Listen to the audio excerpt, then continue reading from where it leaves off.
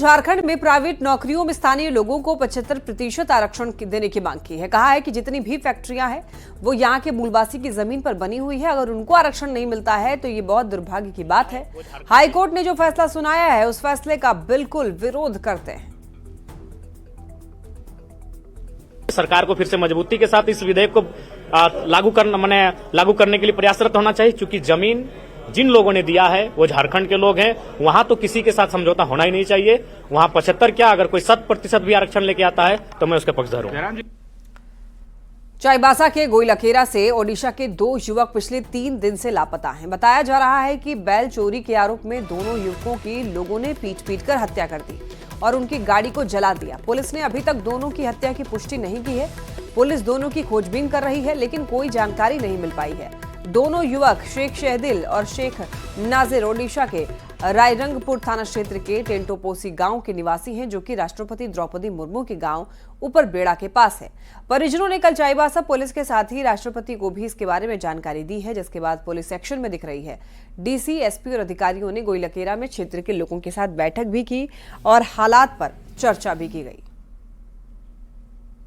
लोगों को प्राप्त हुई थी कि वो 2 लोग मिसिंग हैं और कल से हम लोग लगातार उस क्षेत्र में अभियान संचालित करके स्थानीय ग्रामीणों से भी संपर्क स्थापित करके उनकी खोजबीन और अन्य जो कार्रवाई है उसके लगातार प्रयासरत हैं। अभी तक उसमें कोई विशेष सफलता प्राप्त नहीं हो पाई है। लगातार हम लोग ग्रामीणों से भी संपर्क करके और सीआरपीएफ की टीम्स भी और जिला पुलिस की टीम्स भी क्षेत्र में लगातार प्रवणशील है और जो भी सूचनाएं मिल रही हैं उसका हम लोग सत्यापन करने का प्रयास कर रहे हैं, सत्यापन कर रहे हैं। पिछले कुछ दिनों से जिस प्रकार का माहौल पूरे क्षेत्र में बना हुआ है उसके ऊपर भी लोगों से परिचर्चा की गई और साथ के साथ एक सभी के साथ हम लोगों ने इसको सामूहिक रूप से एक संयुक्त डिसीजन और डिस्कशन के तौर पे इस बात को रखा कि सभी व्यवस्थाएं सुचारू रूप से चले, किसी प्रकार से भी क्षेत्र में शांति व्यवस्था भंग ना हो। चाईबासा के गुदड़ी थाना क्षेत्र में 2 पीएलएफआई उग्रवादियों और उनके 2 समर्थकों की हत्या कर दी गई थी, लेकिन अब तक उनका शव बरामद नहीं हो पाया है। शुक्रवार को 2 पीएलएफआई उग्रवादियों की हत्या कर दी गई थी। इसके बाद सोमवार को 2 पीएलएफआई समर्थकों की भी हत्या हुई थी। चारों शव की बरामदगी के लिए पुलिस और सुरक्षा बल की ओर से सर्चिंग ऑपरेशन चलाया जा रहा है, लेकिन कोई सुराग नहीं मिल सका है। उसमें भी अभी तक कहीं कोई पुष्टि नहीं हो पाई है और ना ही कोई शव बरामद हो पाया है। उसमें भी लगातार हम लोग वहाँ भी सत्यापन का प्रयास कर रहे हैं। वहाँ भी हमारी टीम कल भी गई हुई थी, आज भी हमारी टीम निकली हुई है। तो जैसे ही कुछ भी सत्यापन में कोई भी ठोस हम लोग को साक्ष्य मिलेगा या कोई भी चीज़ सामने आती है तो हम लोग आप लोगों से शेयर करेंगे। झारखंड हाईकोर्ट ने निजी क्षेत्र में 75% आरक्षण लागू करने के फैसले को चुनौती देने वाली याचिका पर सुनवाई की और उस पर रोक लगाने का अंतरिम आदेश भी दिया। कोर्ट ने Jharkhand state employment of the local candidate in the private sector अधिनियम 2021 पर रोक लगा दी है। अब इस मामले की अगली सुनवाई 20 मार्च 2025 को होगी। याचिकाकर्ता झारखंड स्मॉल इंडस्ट्री एसोसिएशन के अध्यक्ष ने बताया कि इस कानून को लागू करना व्यवहारिक रूप से संभव नहीं हो पा रहा है, क्योंकि ये तय नहीं हो पा रहा है कि स्थानीय कौन है। निजी क्षेत्र में 75% आरक्षण को लेकर झारखंड हाईकोर्ट ने अपने अंतरिम आदेश में रोक लगा दी है और इस मामले के जो पिटिशनर हैं हम उनसे जानेंगे कि वास्तव में परेशानी कहाँ है। हमारे साथ यहाँ पर झारखंड स्मॉल इंडस्ट्री एसोसिएशन के अध्यक्ष हैं, हमसे ये जानेंगे कि जो झारखंड हाईकोर्ट का जो अंतरिम आदेश आया है उसको कैसे देख रहे हैं। देखिए, ये 2021 में ये कानून बना था जिसके अंदर था कि स्थानीय लोगों को रोजगार देना है और ये कानून अच्छा था, स्वागत योग्य था।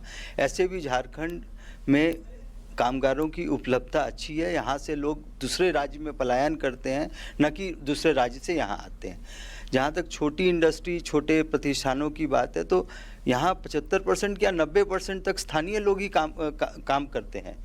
लेकिन इस कानून को इतना इम्प्रैक्टिकल बना दिया गया था, हमें समस्या वहाँ हो रही थी। कहीं पर भी स्थानीय परिभाषित नहीं था सबसे पहले तो। उसके बाद है कि समय समय पे रिटर्न देना, ये सब करके इसको इम्प्रैक्टिकल बना दिया गया। स्थानीय कोई भी कामगार अगर उसको स्थानीयता प्रमाण पत्र चाहिए तो उसकी प्रक्रिया इतनी जटिल थी कि वो चाह के भी उपलब्ध नहीं करा सक रहा था। तो और उसके कारण से जो एम्प्लॉयर है उसके ऊपर बार बार प्रेशराइज हो रहा था कि आपके ऊपर दंडात्मक कार्रवाई की जाएगी। तो और इस कारण से हमारा मतलब एक एम्प्लॉयर और एम्प्लॉय के रिलेशन में जो है दरार पड़ रहा था। वास्तव में स्थानीय है कौन, इंडस्ट्री में रखा जाए तो किसे, जब तक स्थानीय परिभाषित नहीं होगा वास्तव में उसे नौकरी देना भी मुश्किल होगा। कैमरा प्रभाकर के साथ संजय कुमार सिन्हा, न्यूज़ 18 रांची। खबर रामगढ़ से, जहां पर रजरप्पा थाना पुलिस ने रंगदारी मांगने वाले 4 अपराधियों को धर दबोचा है। ये अपराधी पांडे गिरोह से जुड़े हुए हैं और पुल निर्माण कार्य करा रहे ठेकेदार से रंगदारी मांग रहे थे। पकड़े गए अपराधियों के पास से 2 मोबाइल फोन, एक स्कूटी और मोटरसाइकिल को बरामद किया गया है। ये सभी रामगढ़ और बरकाकाना क्षेत्र के रहने वाले हैं, जिन्हें जेल भेज दिया गया है। इस गिरोह से ताल्लुका रखते हैं ये लोग पांडे गिरोह से संबंध रखते हैं। किसके इशारे पर काम किया जाता था? ये लोग अपने इनके जो गिरोह के सरगना है वो जेल में है, उनके इशारे पे काम करने बताया। पकड़े गए लोगों का नाम है विक्की कुमार पासवान, प्रीतम कुमार, अनिकेत उर्फ बिल्ला, बैजू साहू। कहाँ के लोग हैं ये लोग? ये लोग रामगढ़ के रहने वाले हैं। जामताड़ा में साइबर पुलिस ने छापेमारी करते हुए 4 साइबर अपराधियों को गिरफ्तार किया है। नारायणपुर थाना के मिर्गा गांव से सभी अपराधी गिरफ्तार किए गए। इसमें से एक नाबालिग है जिसे डिटेन किया गया है, जबकि 3 साइबर अपराधियों को गिरफ्तार करके जेल भेज दिया गया। अपराधियों के पास से 8 मोबाइल, 9 सिम कार्ड और 8 बाइकें जब्त की गई। ये अपराधी फर्जी गैस कंपनी के अधिकारी बनकर लोगों को झांसा देते थे और उनसे गोपनीय जानकारी हासिल कर साइबर ठगी करते थे। 3 अभियुक्त को हम लोग 8 सिम, 9 सिम, 8 मोबाइल और 8 मोटरसाइकिल के साथ गिरफ्तार किया। इनका कार्य क्षेत्र पश्चिम बंगाल, उड़ीसा, बिहार और आसपास के क्षेत्रों में था। ये मुख्य रूप से OTP शेयरिंग के माध्यम से या एनी डेस्क के माध्यम से, स्क्रीन शेयरिंग के माध्यम से क्राइम कमिट करते थे, साइबर क्राइम, और अपना अपराध कारित करते थे। राजधानी रांची के जगन्नाथपुर थाना क्षेत्र के करीब 30 लोग से ठगी का मामला सामने आया है। लोगों ने जगन्नाथपुर थाने में शिकायत की है। अब तक करीब 90 लाख रुपए की ठगी का मामला सामने आया है, जिस किसी के नाम पर लोन तो किसी को जमीन दिलाने के नाम पर ठगी की घटना को अंजाम दिया गया है। दरअसल आपको बता दें कि रांची के जगन्नाथपुर थाना क्षेत्र में किराए पर रहने वाले दंपति सुलेखा देवी और रंजीत साव की ओर से इस ठगी की वारदात को अंजाम दिया गया। ठग फरार हैं, जिसके बाद परेशान लोगों ने थाने में शिकायत दर्ज कराई है। लाख रुपया ली है और हमारे ऐसे कई लोग 20, 25, 30 आदमी हैं जिनसे वो जमीन के नाम पर कि जमीन आपको दिलाएंगे उसके नाम पर पैसा ली है। किसी से टेम्पो हम आपको बेच रहे हैं, कागज बना करके दी है कि आपको जमीन टेम्पो हम दे दिए, आप टेम्पो चलवा लीजिएगा, हम इसका चलाइए, 500 रुपये पर डे आपको देंगे जब तक पैसा वापस नहीं करेंगे। किसी आदमी से बैंक का लोन उसका उठा ली है उसके नाम पर। इस तरीका से लगभग 80 से 90 लाख रुपया यहाँ से उठा करके सुलेखा देवी और उनका हस्बैंड रंजीत साव गायब हो गया रातों रात।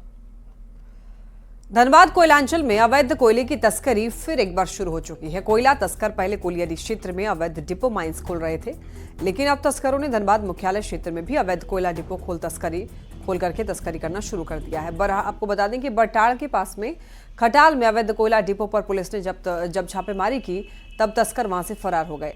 वहीं से आपको बता दें कि 40 बोरा कोयला और एक पिकअप वैन जब्त किया गया। अधिक जानकारी दे रहे हैं संवाददाता संजय गुप्ता। धनबाद में अवैध कोयले की तस्करी बढ़ती ही जा रही है और इस पर लगाम लगाने को लेकर पुलिस भी रेस दिख रही है। जहां एक तरफ कोयलेरी क्षेत्रों में अवैध माइंस और कोल डिपो संचालित हो रहे हैं, तो वहीं अब धनबाद शहर के मुख्यालय में भी अवैध कोयले के डिपो संचालित किया जा रहा है। वहीं धनबाद पुलिस को इसको सूचना मिलते ही बड़टाण में छापेमारी कर लगभग 40 बोरे में कोयला भरा हुआ जब्त कर अब धनबाद सदर थाना लाए हैं और साथ ही साथ एक पिकअप को भी मौके से जब्त किया है।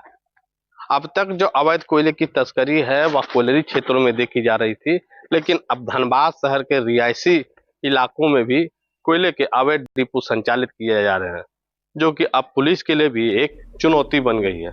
हालांकि पुलिस इस मामले में तत्काल कार्रवाई करते हुए अवैध कोयले को जब्त कर इसकी कार्रवाई में जुट गई है। संजय गुप्ता, न्यूज़ 18 धनबाद। और देखिए गिरिडीह से खबर मिल रही है, जहां पर स्वाति फैक्ट्री में एक मजदूर झुलस गया। काम के दौरान बेल्ट में मजदूर फंसा और झुलसकर मशीन ऑपरेटर, बताते चले आपको, मशीन ऑपरेटर की मौत हो गई। फैक्ट्री के लोग जो हैं शव को लेकर सदर अस्पताल पहुंचे। शव को बोलेरो में छोड़कर हुए फरार। मशीन ऑपरेटर के रूप में काम करता था युवक। परिजनों ने फैक्ट्री पर सुरक्षा मानकों का उल्लंघन करने का आरोप लगाया है। तो आपको बताते चले, काम के दौरान बेल्ट में फंसा मजदूर और इसके बाद आपको बताते चले झुलस करके मशीन ऑपरेटर की मौत हो गई। परिजनों ने फैक्ट्री पर सुरक्षा मानकों का उल्लंघन करने का भी आरोप लगाया है। फैक्ट्री के लोग आपको बता दें कि शव को अस्पताल लेकर के पहुंचे और आपको बता दें कि शव को बोलेरो में छोड़ करके फरार हो गए। कार से जला हुआ है लाश, एक तरह से हाफ हो गया है। फैक्ट्री वाले को चाहिए कि जब भी इस प्रकार की घटना घटती है तुरंत एक विंग बना के सबसे पहले मुआवजा का जो प्रावधान है, सरकारी प्रावधान है, तुरंत काट देना चाहिए। उसमें 2-4 घंटा लेट नहीं करना चाहिए। सरकार का जब प्रावधान है, सारा लिस्ट बना हुआ है, तो अब 2-4 घंटा लेट करना, उसमें नोक-झोंक करना, ये गलत है। झारखंड में बालू की किल्लत दूर होने वाली है। रांची उपायुक्त ने कहा, बालू की किल्लत को दूर करने की पूरी कोशिश की जा रही है। 19 बालू घाटों के साथ साथ 30 बालू स्टॉक यार्ड भी हैं, जिसके जरिए बालू की सप्लाई की जाएगी। अवैध खनन के खिलाफ भी लगातार कार्रवाई की जा रही है। इसे लेकर के सभी सीईओ, थाना प्रभारी और खनन पदाधिकारी कार्रवाई कर रहे हैं। सरकार के निर्देश के आलोक में और जिला प्रशासन अवैध खनन के खिलाफ कार्रवाई लगातार कर रही है। अब बहुत सारे नदियों के घाट में करते हुए कुछ गाड़ियों का सीज करते हुए एफआईआर दर्ज किया गया। तो झारखंड में बालू की किल्लत अब बहुत जल्दी दूर होने वाली है। आपको बता दें कि अवैध खनन के खिलाफ कार्रवाई की जा रही है।